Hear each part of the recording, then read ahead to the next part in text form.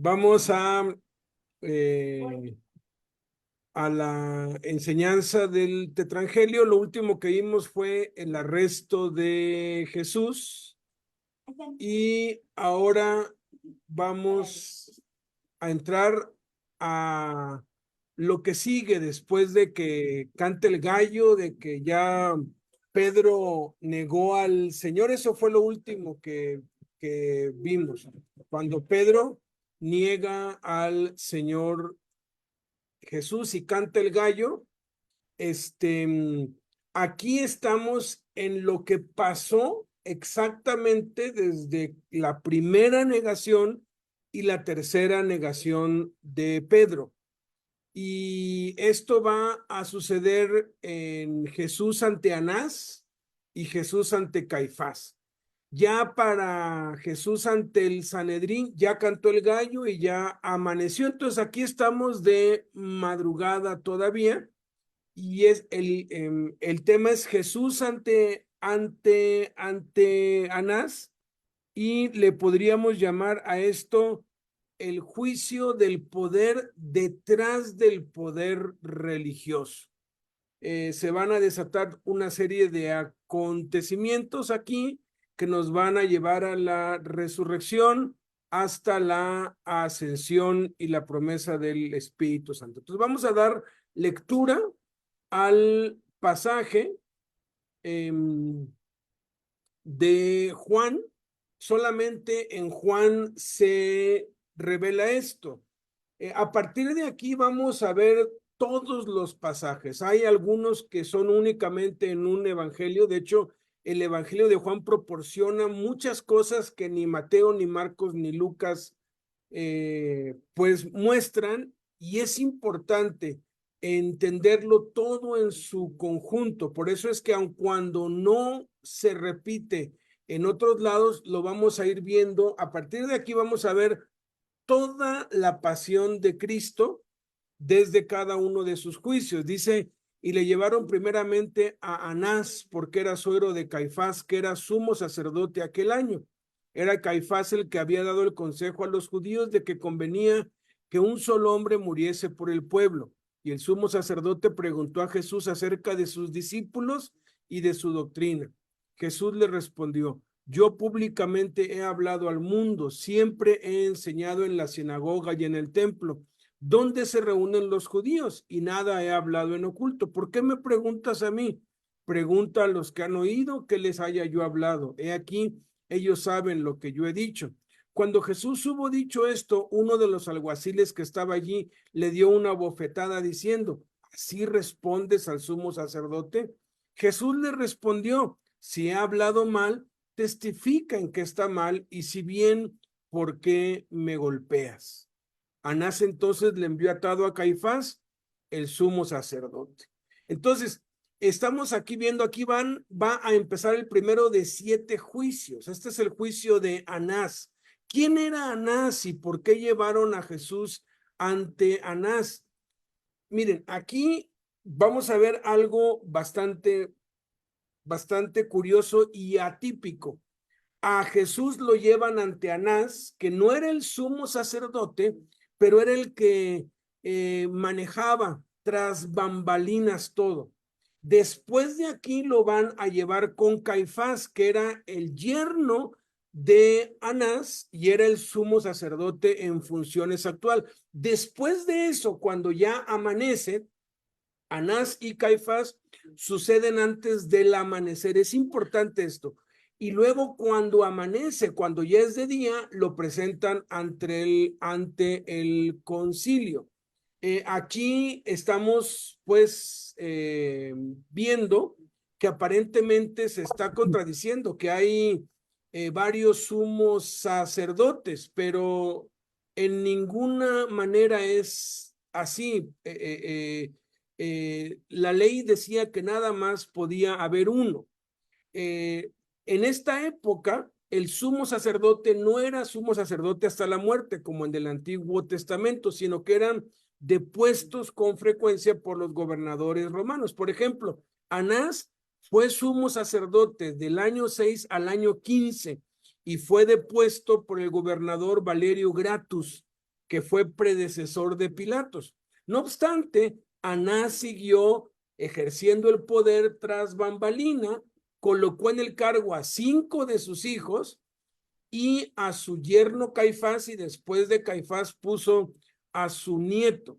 Era un monopolio que era controlado por este hombre que era el jefe de jefes, pues el que gobernaba todo, y a través de la corrupción él tenía controlado todo. Él era el poder detrás del poder religioso. Entonces, esto nos lleva a lo que aprendemos a Cristo.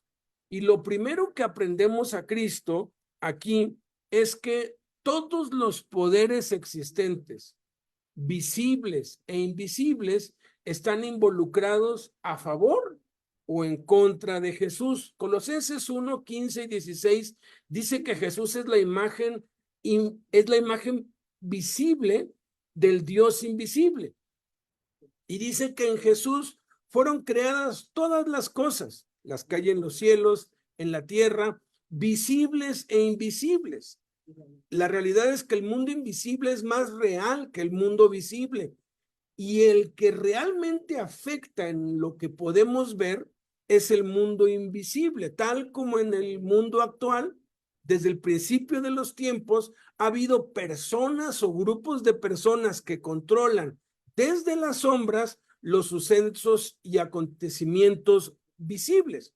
Hace tiempo, pues, tengo amistad con un hombre que perteneció a una banda criminal muy, pues, famosa, que han hecho varias series en Netflix acerca de ellos. Entonces un día hablando con él dije, oye, ¿es cierto todo lo que sale en la serie? ¿Ya las viste? Me dice, ya las vi todas, dice. Y le dije, ¿es cierto lo que ahí sale? Y me dijo, mira, es cierto un 25% con la dramatización, ¿verdad? Pero el resto ha sido inventado y está controlado por los que realmente controlan todo, los que están en las obras, en las sombras, de los que nunca llegaremos a saber hasta el día del juicio final. Y lo hacen, inventan todo lo otro para ocultar la verdad, proteger a los verdaderos autores, desviar y encauzar la culpa hacia sus enemigos reales o enemigos ficticios. La verdad es que desde que pues me comentaron eso, pues le perdí interés a eso, ¿no? Porque es un cuarto de la verdad que nos están pues poniendo. Pero la Biblia dice exactamente eso. La Biblia nos dice la verdadera verdad. Dice la Escritura que el mundo entero está bajo el dominio del maligno, que Satanás es el Dios de este siglo. Incluso Pablo, por el Espíritu Santo, dice que la sabiduría oculta de Dios fue predestinada para nuestra gloria. Y dice que ninguno de los príncipes de este siglo conoció la sabiduría de Dios, porque si lo hubieran conocido, nunca habrían crucificado al Señor de la gloria. Entonces, podemos ver hombres como Anás, como Caifás, y podemos sentir alguna repulsión contra ellos, pero no nos olvidemos que Dios los ama.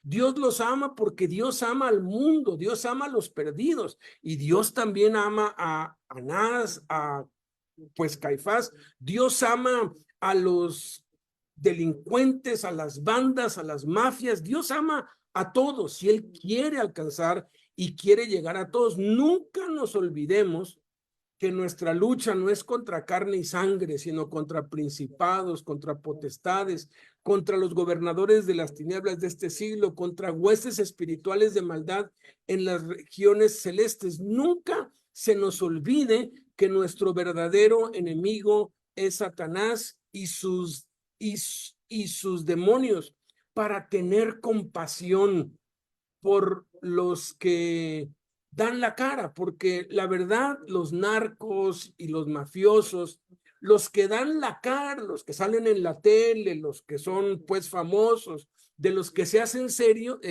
llama series y se hacen pues películas y leyendas, realmente no son los que controlan. Detrás de ellos hay seres humanos controlando. Jaime pues comentaba esto, los verdaderos criminales Jamás vamos a saber quiénes son hasta el día del juicio. Y ponen a estos para cubrirse, pero detrás de ellos está Satanás.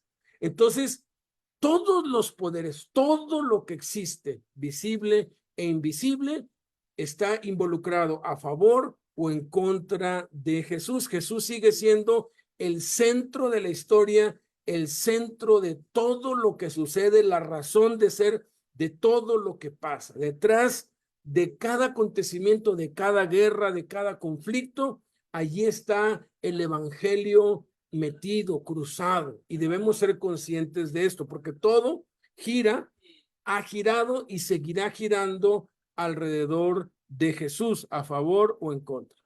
Segunda cosa que aprendemos a Cristo es que las dos cosas a las que más le teme el diablo después de la oración, que es a la que más le teme, es al discipulado y a la doctrina. Este sumo sacerdote, que no era sumo sacerdote, pero le decían así porque era el jefe de jefes, preguntó a Jesús dos cosas acerca de sus discípulos y de su doctrina. Si bien es cierto que el diablo se ríe de nuestros proyectos y de nuestros esfuerzos, pero tiembla cuando estamos de rodillas, si logramos vencer y perseveramos en la oración, Satanás no se va a quedar con los brazos cruzados, sino que va a utilizar otra estrategia. Como ya no nos pudo desviar de la oración, ahora se va a ir a querer desviarnos de dos cosas. La primera es el discipulado. El diablo le tiene miedo al discipulado porque es el método de Jesús para la expansión de su reino. Velad y orad para que no entréis en tentación, dijo Cristo. Hemos vencido allí, ahora sigue, sed sobrios y velad, porque vuestro adversario el diablo, como león rugiente, anda alrededor buscando a quien devorar. Sobrio, en este contexto, significa prudente, como cuando se utiliza en 1 de Samuel 18, que dice que David se portaba prudentemente, se conducía prudentemente y tenía éxito en todo lo que hacía. Jesús dijo que el que oye sus palabras y las hace es un hombre prudente, es un hombre sobrio. Entonces, prudente es aquel que oye la palabra de Jesús y la pone en práctica, la pone por obra. Y Satanás es tan astuto que ha desviado a la iglesia, la ha puesto de cabeza, patas arriba, porque si analizamos la iglesia hoy en día, y analizamos las 5 cosas principales que la iglesia hace, podemos ver que lo que más atrae a los cristianos hoy en día es la música. Las reuniones de alabanza son a donde más gente viene. La segunda reunión a donde mucha gente viene es en el evangelismo, algún evangelista famoso, pero los evangelistas hoy contratan músicos para atraer gente. La tercera cosa es la predicación. Predicadores buenos atraen a las masas, pero no tanto como el evangelismo. En cuarto lugar, y muy por debajo, está la oración. Cuando se convocan reuniones de oración, son muchísimos menos los que vienen, porque solamente vienen los que tienen alguna necesidad o alguna aflicción. Y en último lugar, las reuniones menos concurridas son las de enseñanza bíblica. Pero el ejemplo de Jesús nos muestra todo lo contrario. En los evangelios vemos a Jesús 42 veces enseñando, 31 veces orando, 9 veces predicando, 7 veces evangelizando y una vez cantando. Al revés, Jesús le da la prioridad a lo que la iglesia en su 99% no le da la prioridad, que es al discipulado, a la enseñanza, y ha hecho muy buen trabajo en ese aspecto. La segunda cosa que Satanás ataca es la doctrina, la enseñanza. El Espíritu Santo nos dice en la segunda carta de Juan que miremos por nosotros mismos para que no perdamos el fruto de nuestro trabajo, sino que recibamos galardón completo. Dice, cualquiera que se extravía y no persevere en la doctrina de Cristo, no tiene a Dios. Hay que tener muchísimo cuidado. ¿Cuál es la doctrina de Cristo? Solamente hay un versículo en la Biblia que nos dice cuál es, y es Mateo capítulo 7, versículo 28. La doctrina de Cristo es lo que Jesús enseñó en Mateo capítulo 5, capítulo 6 y capítulo 7. Es una doctrina conductual que tiene que ver con la conducta, no con los conceptos teológicos. Vemos muchas cosas en la iglesia, a veces raras, a veces que no entendemos, que son bíblicas, pero están como disfrazadas. A Jaime y a mí fuimos a Tijuana a una reunión con muchos pastores, compartió Jaime allí, y cuando acabó nos invitaban a Jaime y a mí a ir a un tour de todo un mes, todos los gastos pagados, nos pagaban a Jaime y a mí el avión, el hospedaje. Sí, iba a ir de Tijuana a Argentina en avión y luego de allí volando a cada país de Sudamérica y de Centroamérica para visitar todas las ruinas arqueológicas y dar 7 vueltas alrededor de cada ruina, reprendiendo y echando fuera la maldición de los países, porque decían que que las ruinas eran las causantes de la pobreza y de la maldición en los países, y que mientras iban volando en el aire, iban a ir reprendiendo a los espíritus en los aires, ¿no? Jaime los oyó y les dijo: ¿cuándo hizo Jesús eso? Jesús dio vueltas alrededor de los dioses griegos, porque había muchos dioses griegos en ese tiempo. Se quedaron viendo todos y les dijo Jaime: gracias, no, de verdad gracias, pero no. Suena muy bíblico, pero no lo hizo Jesús. Nuestra regla debería ser: si Jesús lo hizo y Jesús lo enseñó, yo lo hago y yo lo enseño. Debemos tener muchísimo cuidado, porque 1 Timoteo 4:1 dice que el Espíritu dice claramente que en los últimos tiempos, y estamos ya en los postreros tiempos, algunos apostatarán de la fe escuchando a espíritus engañadores y doctrinas de demonios. Ten mucho cuidado de desviarte de la doctrina de Cristo, que esa es la verdadera doctrina y no es invento ni es idea de nadie o de alguien. Tercer cosa que aprendemos a Cristo es que debemos amar de verdad a nuestros hermanos. Jesús guardó silencio respecto al abandono, silencio, negación y traición de sus discípulos. Los discípulos de los 12, uno lo traicionó, Judas, otro lo negó, Pedro, otro se quedó callado durante el juicio. Juan estaba presente allí en el juicio y no habló. Y los otros 9 restantes salieron huyendo y se escondieron. Fíjate, Jesús le respondió: yo públicamente he hablado al mundo. Se fue directamente a contestar la segunda pregunta, pero la primera pregunta que le hizo, que le preguntó acerca de sus discípulos, ¿sí? Jesús pudo haber con justísima razón, ¿no? Contestado acerca de sus discípulos, pudo con toda la razón y con toda la justicia, pudo haber dicho: ingratos, todo lo que les di, todo lo que les enseñé, me traicionaron, me abandonaron, cobardes, miedosos, y estaría diciendo la verdad. Pero Jesús simplemente guardó silencio. ¿Por qué?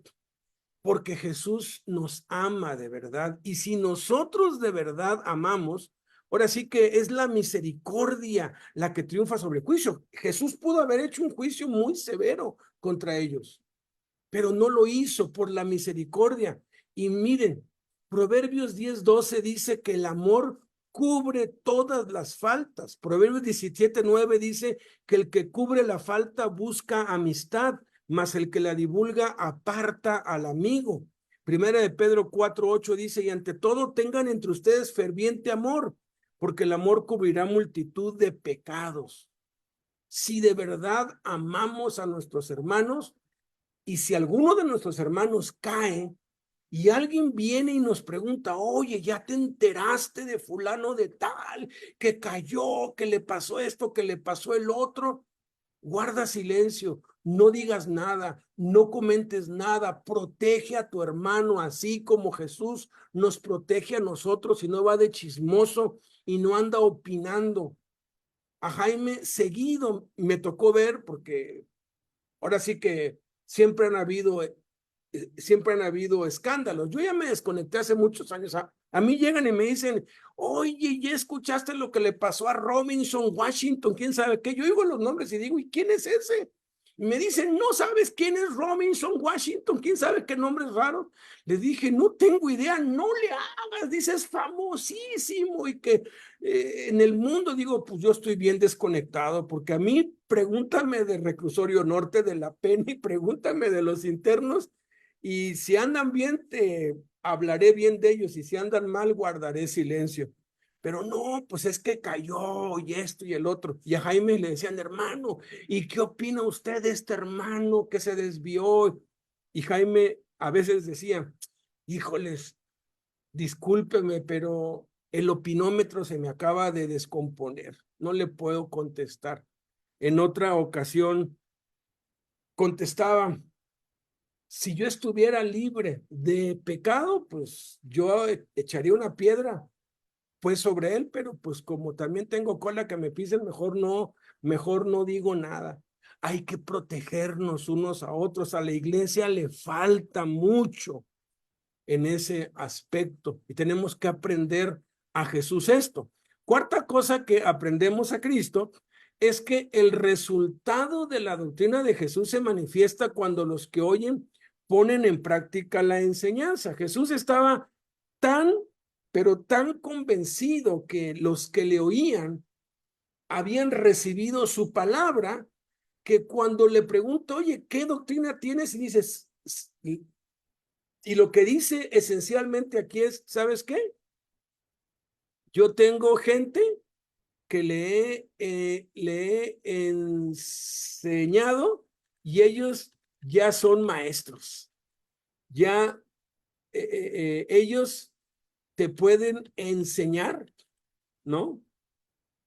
Porque lo que le está, pues diciendo, aquí tengo muchos maestros y quieres saber cuál es mi doctrina, pregúntale a ellos. Yo a veces, pues, me pregunto, ¿qué haría Jesús si le pidieran un plan de trabajo, ¿no? Que le dijeran, a ver, tráeme tu plan de trabajo. Nosotros tenemos que presentar planes de trabajo conforme al lenguaje que las autoridades hablan. Y ahí va escrito todo, ¿no? Jesús no haría eso. Obviamente no podemos hacer eso porque tenemos que someternos a las autoridades y nos lo piden por escrito, pero Jesús iría mucho más allá. Yo no tengo el valor de hacer lo que él, pero ¿qué es lo que haría él?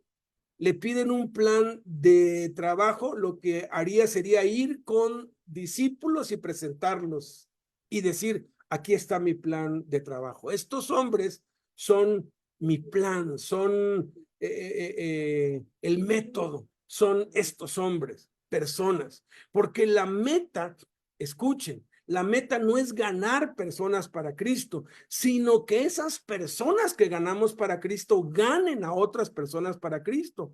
La meta no es enseñar a una persona a orar, sino que esa persona ore por sí misma y enseñe a otros a orar. La meta no es enseñar a una persona a leer la Biblia, sino que esa persona le enseña a leer la Biblia a otros y lea la Biblia. La meta no es congregar a las personas, sino enseñarles a que se congreguen por ellas mismas y a que congreguen a otros. Básicamente, debemos enseñar a las personas a orar por sí mismas, a leer la Biblia por sí mismas, a ayunar por sí mismas, a congregarse por sí mismas, a evangelizar por sí mismas, a discipular por sí mismas, sin depender de nosotros, sino depender de Cristo. El objetivo debe ser evangelizar, discipular y enviar con el fin de evangelizar, discipular y enviar con el fin de evangelizar, discipular y enviar. Y ahí se nos debe ir toda la vida se nos puede ir allí, porque ese es el método que utilizó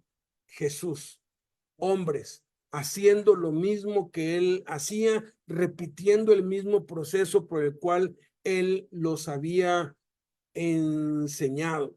La meta es que cada pecador se convierta en un creyente luego que cada creyente se convierta en un discípulo, y luego que cada discípulo se convierta en un ministro, luego que cada ministro se convierta en un evangelista, que cada evangelista se convierta en un padre espiritual que gane a otros para Cristo y que repita el proceso y que los discipule para el mismo fin.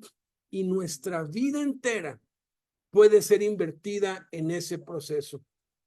La fórmula de Einstein, E igual a mc al cuadrado, cambió el mundo de la ciencia.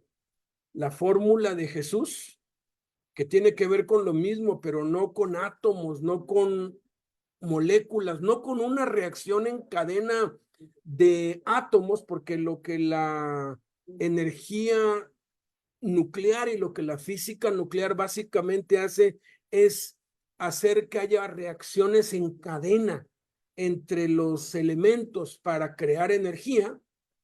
Lo mismo es con la E al cubo o la triple E, evangelizar, entrenar, enviar, que es la fórmula de Cristo, que produce una reacción en cadena para alcanzar el mundo entero para su reino.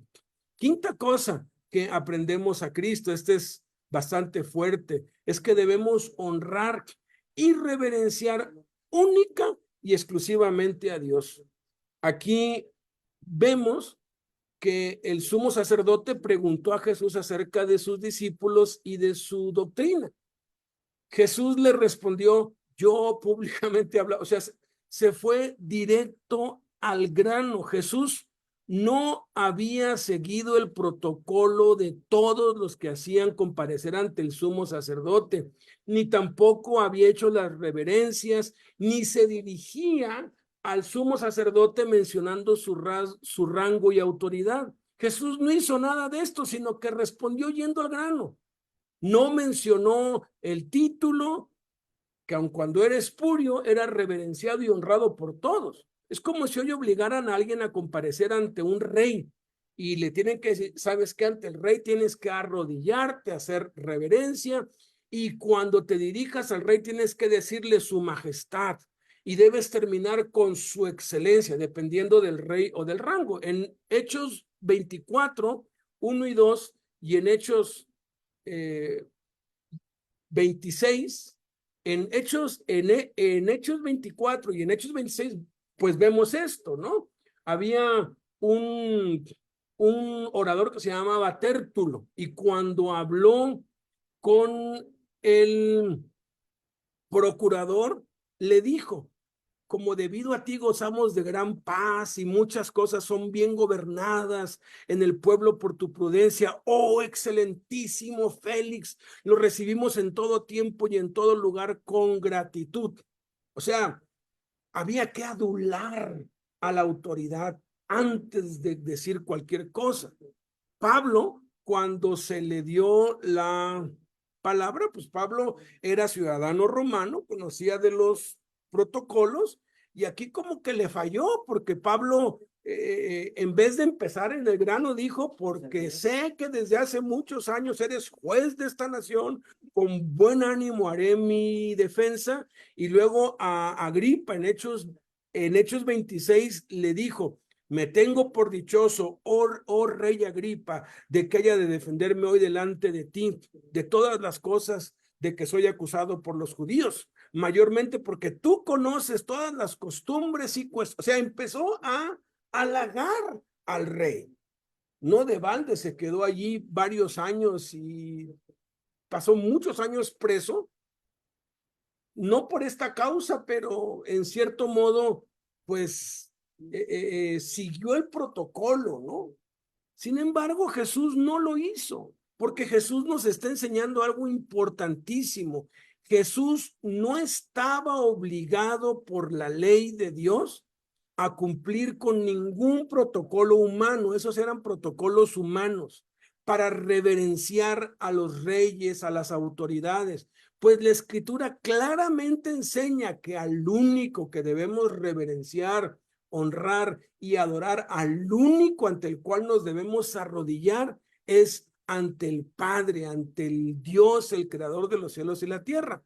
Por eso es que a partir de aquí Jesús no hará ninguna reverencia, ni cumplirá con ningún protocolo, ni de la ley de los hombres para dirigirse a ninguna de las autoridades, ni siquiera de la ley de Roma, ni de la ley religiosa.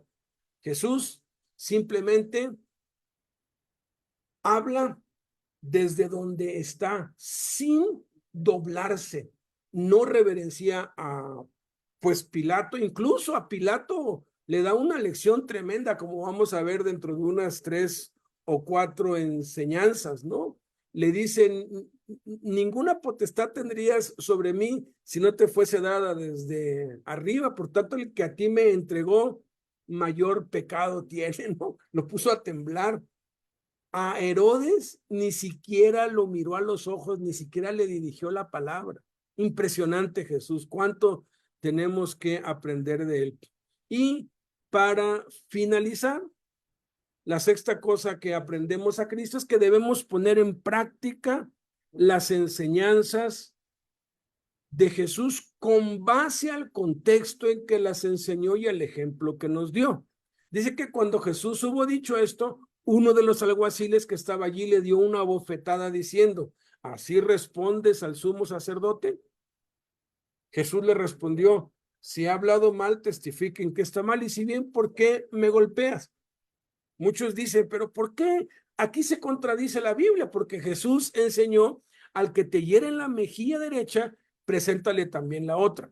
Esta enseñanza de poner la otra mejilla ha sido una de las enseñanzas más ridiculizadas por el mundo, sobre todo por los políticos. En un discurso pronunciado en el 2006 en Washington, el entonces senador, que después fue presidente de Estados Unidos, Barack Obama, dijo que el sermón del monte de Jesús fue tan radical, sobre todo el asunto de poner la otra mejilla, que el Departamento de Defensa no sobreviviría a su aplicación y que Estados Unidos estaría en la ruina. Todos se rieron burlándose, pero simplemente están malinterpretando lo que enseñó Jesús.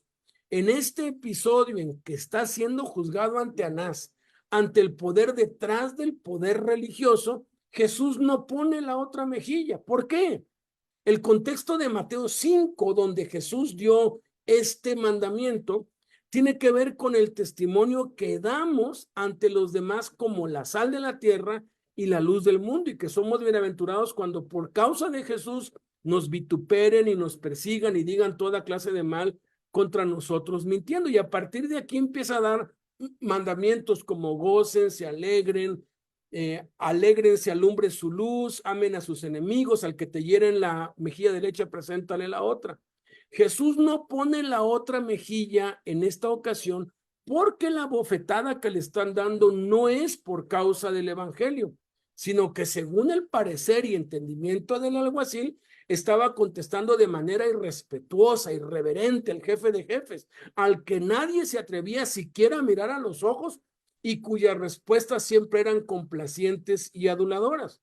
Muchos malinterpretan esta enseñanza de Jesús creyendo que debemos soportar injusticias, humillaciones, golpes y abusos y mantener la cabeza agachada y dejarnos que nos hagan lo que quieran. Eso es cierto, siempre y cuando la razón por la cual lo hacen sea el evangelio, porque si somos cristianos, por causa de Cristo vamos a padecer esas cosas, pero cuando ese no es el motivo, debemos entonces recurrir a las leyes y a los recursos establecidos por los gobiernos y reclamar nuestros derechos. Pablo lo hizo, lo azotaron en Filipos por causa del evangelio y no protestó, pero cuando en Jerusalén lo arrestaron y el centurión dio la orden, azótenlo para saber por qué la turba está tan agitada, dijo Pablo, alto, alto, alto. Se puede azotar a un ciudadano romano sin que antes se le juzgue, y le quitaron los lazos y les dio miedo. Pablo allí utilizó la ley. La respuesta de Jesús ante la injusticia fue esto: si he hablado mal, testifiquen que está mal, y si bien, ¿por qué me golpeas? ¿Por qué me golpeas? Jesús les da la oportunidad para examinar si había infringido la ley judía o la ley romana, que establecían los delitos en que podía incurrir un preso que era llevado a comparecer ante la autoridad. Estos delitos eran insultos, amenazas, injurias, calumnias y difamación. Jesús no incurrió en ninguno de esos delitos contra el honor que marca la ley.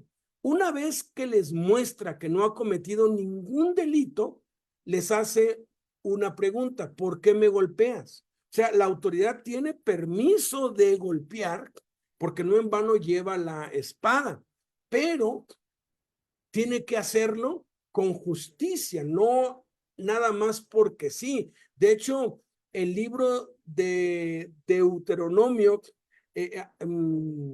allí establecía que cuando se castigara a alguien, dice en Deuteronomio 25, si hubiere pleito entre algunos y acudieren al tribunal para que los jueces los juzguen, estos absolverán al justo y condenarán al culpable. Y si el delincuente mereciere ser azotado, o sea, ya después de un juicio, si merece ser azotado, entonces el juez le hará echar en tierra y le hará azotar en su presencia.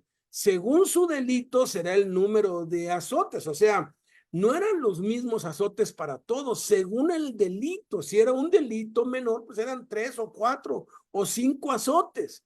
Y si el delito era muy grande, dice, se podrá dar 40 azotes, no más.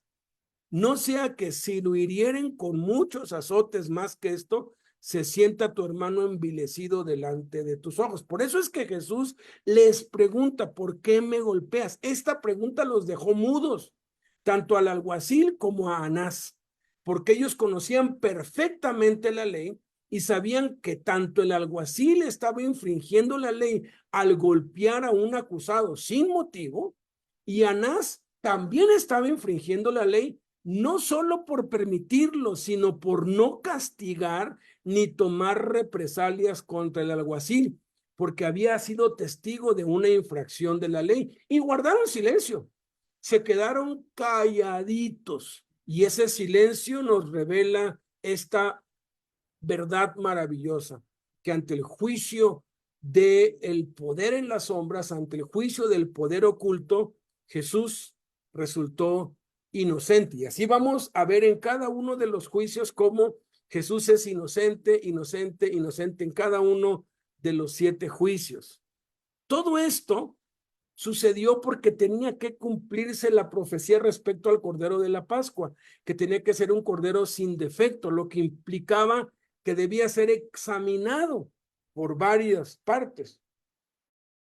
Buscaban elementos legales para poder acusar a Jesús, pero no hallaron ninguno.